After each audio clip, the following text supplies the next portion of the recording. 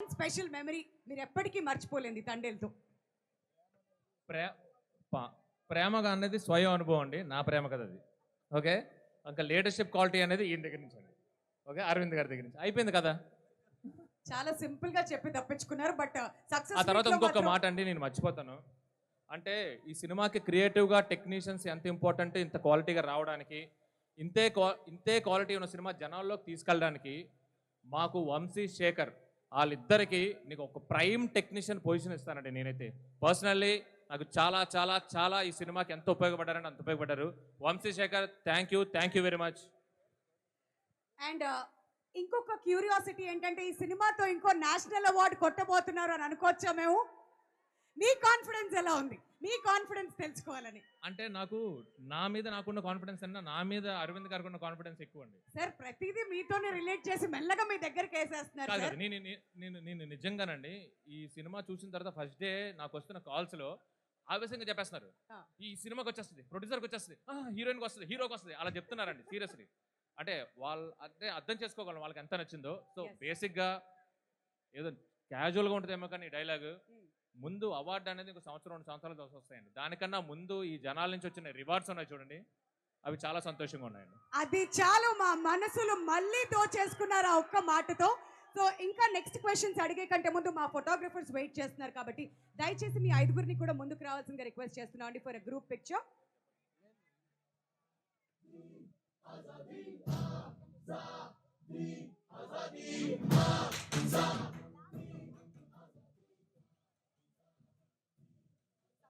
సత్య గారిని కూడా గ్రూప్ ఫోటోలో జాయిన్ అవ్వాల్సిందిగా కోరుతున్నాం సార్.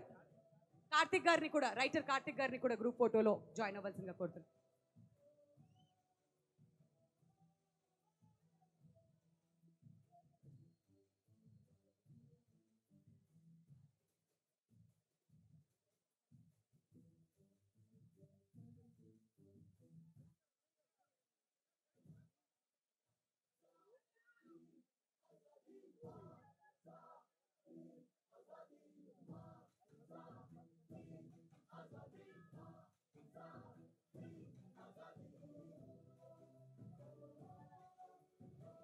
ఓకే, మీరు అందరూ కూడా ఇక్కడే స్టేజ్ మీద ఉండాలండి. ఇప్పుడు ఒక్కసారి బన్నీ వాస్ గారిని పలకరించేద్దాం, ఆయన్ని కూడా ఒక క్వశ్చన్ అడుగుదాం.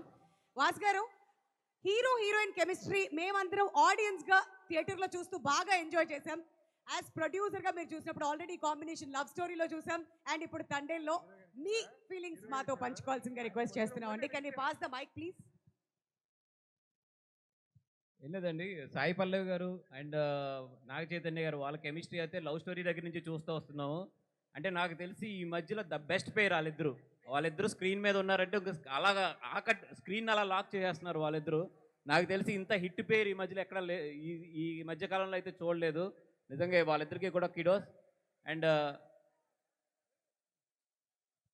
ఇంకొకటండి, అటు గీతా ఆర్ట్స్ అయినా GA2 అయినా ఏది తీసుకొచ్చినా సూపర్ డూపర్ హిట్లు కొడుతున్నారు. ఇండస్ట్రీలోకి ఎవరైనా రావాలంటే ఆ సక్సెస్ మంత్ర ఏంటో తెలుసుకోవాలని వెయిట్ చేస్తుంటారు. ఒక మాటలో చెప్పాలంటే ఏమంటారు? అరవింద్ గారి దగ్గర ఒక 10 సంవత్సరాలు చేస్తే అన్నీ వచ్చేస్తాయండి మొత్తం.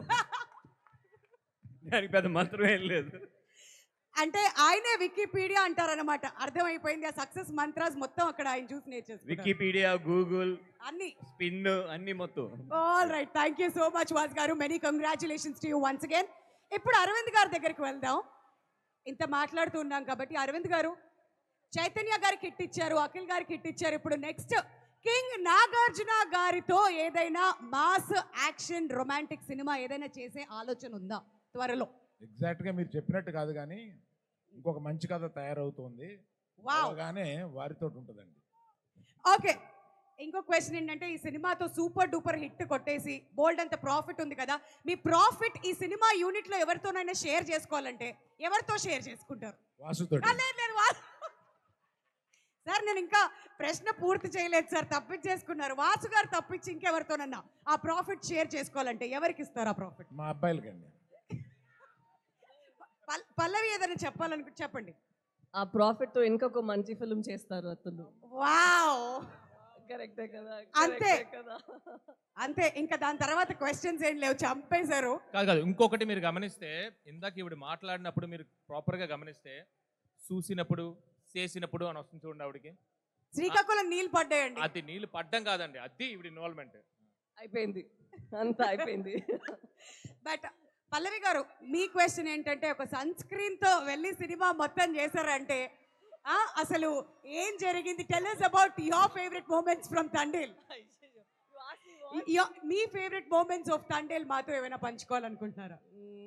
ఆఫ్ స్క్రీన్ యాక్చువల్లీ మానిటర్ వెనక మేము చాలా జోవియల్గా చాలా హ్యాపీగా ఉన్నామా. అలా ఒక సెట్ ఉండడం చాలా రేర్. ఈగో ఏం లేదు, అందరూ చాలా ఏదో ఫ్రెండ్స్ లాగా ఉంటారు. ఫ్రెండ్స్ అందరూ కలిపి ఒక ఫిల్మ్ చేసినట్టు ఉంటుంది. ఈవెన్ అరవింద్ గారు వస్తే కూడా అలానే ఉంటుంది.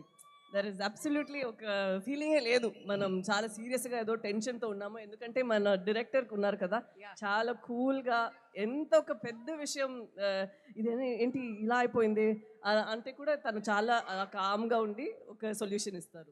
సో కాదు, ఇంకా మమ్మల్ని స్పెషల్ గా ఆశ్చర్యపరిచిన విషయం ఏంటంటే మూవింగ్ బోట్ లో స్టెప్పులు వేస్తున్నారు, శాండ్ మీద స్టెప్పులు వేస్తున్నారు, అండ్ ప్రతి చోట స్టెప్పులు వేస్తూ కనిపించారు. అసలు హౌ ఇస్ దట్ పాసిబుల్ అండి? ఆవిడ వదిలితే గాల్లో కూడా వేస్తున్నారు. అదే ఏం ఇప్పుడు స్టేజ్ మీద వేస్తారు, చూస్తున్నాడు. ఎలా?